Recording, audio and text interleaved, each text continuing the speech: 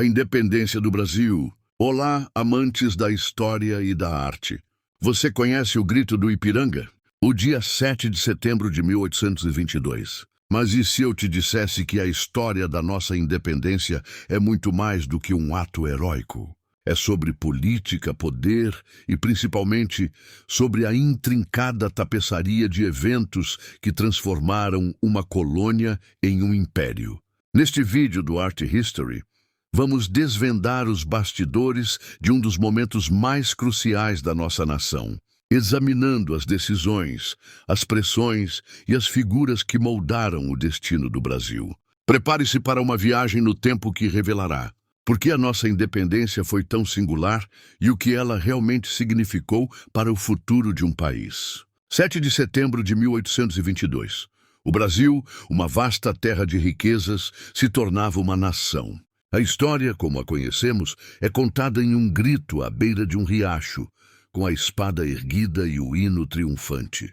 Mas essa imagem, embora épica, esconde uma verdade mais complexa. A independência do Brasil não foi forjada em campos de batalha ou por um clamor popular.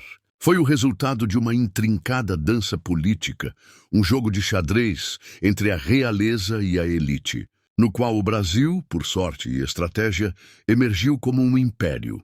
Para entender a independência, precisamos voltar para o ano de 1808. Naquela época, a Europa era dominada pelas guerras napoleônicas. Enquanto outros monarcas sucumbiam, a família real portuguesa tomou uma decisão sem precedentes. Fugiu de Lisboa para o Rio de Janeiro. A mudança foi revolucionária. De repente, a colônia se tornou a sede do Império Português. O comércio, antes monopolizado por Portugal, foi aberto a nações amigas. Bibliotecas, teatros e o Banco do Brasil surgiram. Em 1815, Dom João VI elevou o Brasil à categoria de Reino Unido, a Portugal e Algarves. O Brasil não era mais uma colônia, era parte de uma única nação.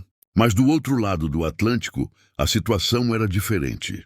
O povo português, exausto e indignado com a ausência do rei, se levantou em 1820 na chamada Revolução Liberal do Porto.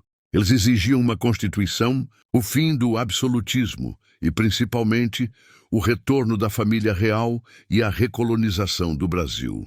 Pressionado, Dom João VI retornou a Lisboa em 1821, deixando seu filho, Dom Pedro, como príncipe regente no Brasil. A missão do jovem príncipe era manter a união. No entanto, as cortes de Lisboa, o parlamento português, não queriam a união. Eles queriam o domínio.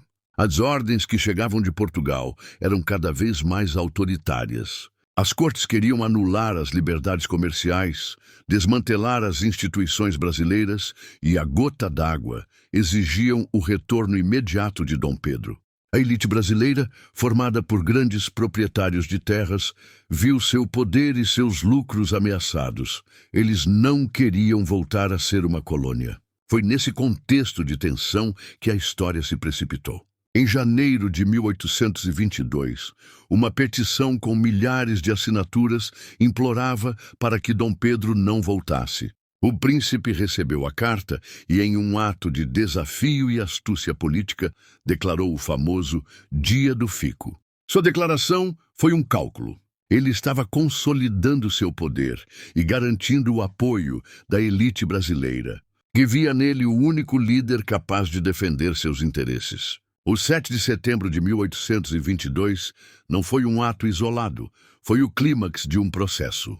Dom Pedro estava de viagem por São Paulo quando recebeu as últimas correspondências de Portugal, com ordens diretas das cortes para que ele se submetesse ou seria tratado como traidor. Foi o ultimato. Às margens do riacho Ipiranga, com os papéis nas mãos, Dom Pedro I fez a escolha final. Ele não poderia mais ser o príncipe regente de Portugal e o líder dos brasileiros ao mesmo tempo. Era a hora de escolher um lado. E, de acordo com a história, ele ergueu sua espada e teria gritado: independência ou morte. Diferente das independências da América Espanhola, que resultaram em repúblicas divididas e anos de guerra, a do Brasil foi uma transição pacífica. E isso não foi por acaso.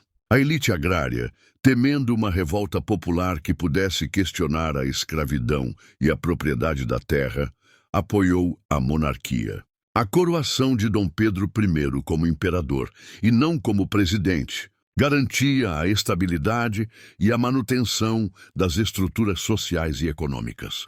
A independência, assim, foi um ato de preservação do status quo. O grito do Ipiranga foi real, mas o que ele realmente simboliza é a transição do Brasil de uma colônia para uma nação, sob a liderança de um monarca que escolheu defender os interesses de uma elite. A independência nos deu uma nova identidade, mas também deixou um legado de desafios que o Brasil, 200 anos depois, ainda enfrenta. Valoriza análises como esta? Ajude o Art History, um canal pequeno. Por favor, curta, comente, compartilhe e inscreva-se ativando o sininho. Sua ajuda é vital. Obrigado.